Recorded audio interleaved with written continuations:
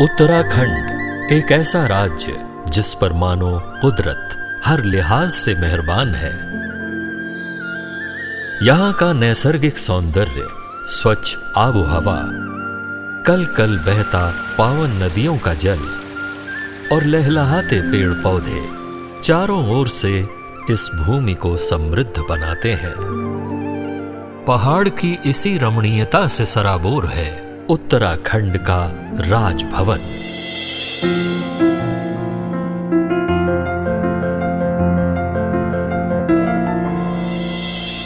जो केवल एक संवैधानिक भवन ही नहीं बल्कि प्रतीक है पहाड़ की सुंदरता का, अक्स है उत्तराखंड के पुनीत पर्यावरण का और झलक है यहां की प्राकृतिक संपन्नता की। समुद्र तल से 2305 फीट की ऊंचाई पर स्थित प्रदेश की इस धरोहर में अनेकों प्रकार के पेड़ पौधे सालों से राजभवन की खूबसूरती में चार चांद लगा रहे हैं।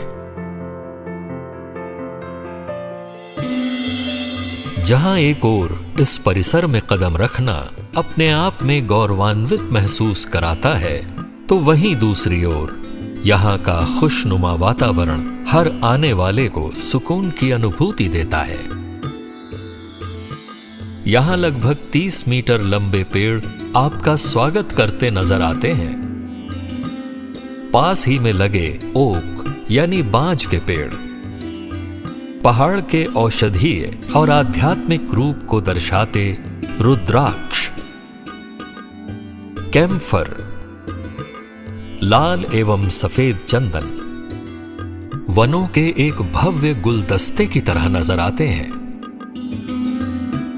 हर साल आम जनता के लिए राजभवन की इस खूबसूरत बगिया को कुछ दिनों के लिए खोल दिया जाता है, ताकि वसंतोत्सव को मनाते हुए प्रत्येक वर्ष राजभवन के इन रंग बिरंगे देसी विदेशी फूलों और आसमान छूते पेड़ों का सभी को दीदार करने का अवसर मिल सके।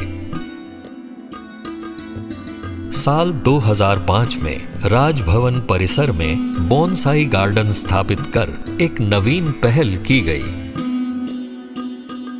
दरअसल बोनसाई एक जापानी शब्द है जिसका अर्थ होता है बौने पौधे। जापान की इस कला या तकनीक के जरिए पौधों को छोटा रूप प्रदान किया जाता है।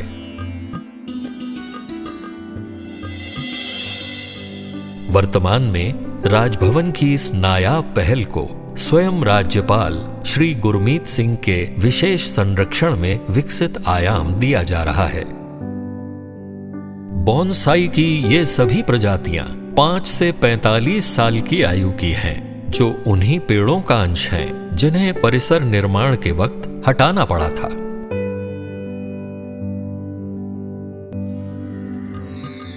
ये सभी बोनसाई न सिर्फ पर्यावरण संरक्षण का उदाहरण हैं, बल्कि राजभवन निर्माण से लेकर अब तक के हर एक पल, हर एक क्षण के साक्षी भी हैं। यहां आपको फाइकस की कई प्रजातियों के बोनसाई देखने को मिलेंगे।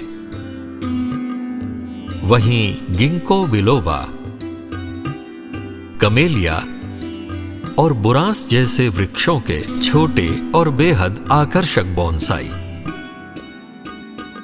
फलदार वृक्ष जैसे अंगूर, अनार और कटहल के बोनसाई रूप देखने के बाद आप हैरान ही नहीं बल्कि इनको एकटक निहारते ही रहेंगे। राजभवन की इस अद्भुत बगिया में बोनसाई की 70 से ज्यादा प्रजातियां और 200 से ज्यादा पौधे हैं, जिन्हें भविष्य में अधिक प्रोन्नत करने की रणनीति पर काम किया जा रहा है। उत्तराखंड में प्रभु का फ्लोरा फाना पर अलग ही एक ब्लेसिंग है। हर एक उत्तराखंडी पौधों को, पुष्पों को बहुत ही अधिक प्यार करता है। उत्तराखंड के राजभवन में बोनसाई गार्डन का निर्माण किया गया है।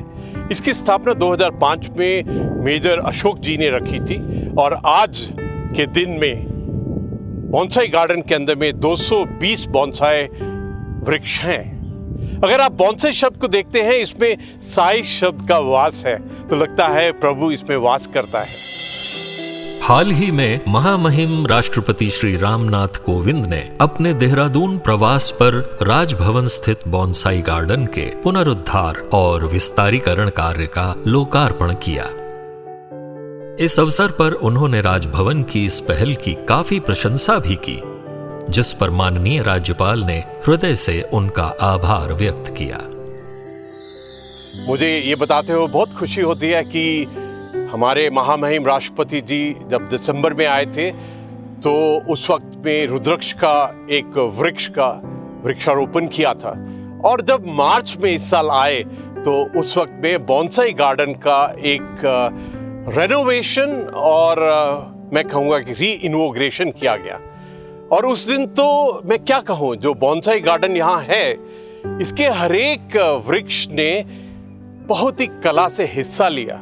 जैसे राष्ट्रपति जी यहाँ पे आए तो जो पहला ही वृक्ष था बॉन्साई का, वो पूरा खिला हुआ था। ऐसे लग रहा था जैसे कि वो खुद से एक नमस्कार और प्रणाम कर रहा है।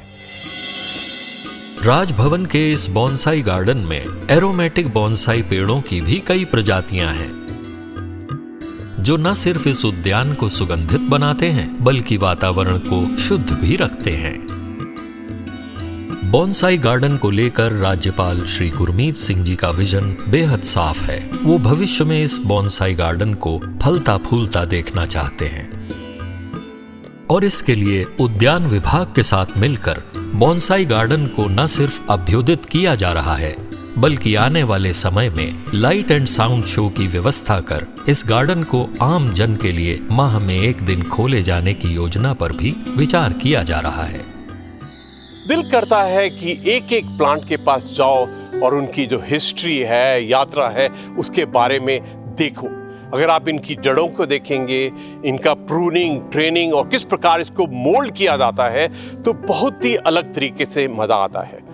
अभी ऐसी प्लानिंग और इच्छा है, और हार्टिकल्चर डिपार्टमेंट ने बहुत सुंदर एक प्लान बनाया है कि इस बॉन्साई गार्डन को किस प्रकार इंटरनेशनल लेवल के ऊपर में लेके जाएं। इसके लिए लाइटिंग, साउंड्स, पानी का जो बंदोबस्त, उसके फाउंटेन्स हैं, उन सब की प्लानिंग की गई है।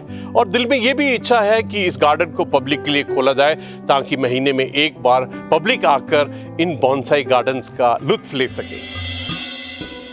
महामहिम राज्यपाल बॉन्साई गार्डन की स्थापना का श्रेय स्वर्गीय मेजर अशोक कुमार जी को देते हैं, जिन्होंने बॉन्साई के प्रति अपने प्रेम, लगाव और ज्ञान से राजभवन के इस उद्यान को सिंचित किया है।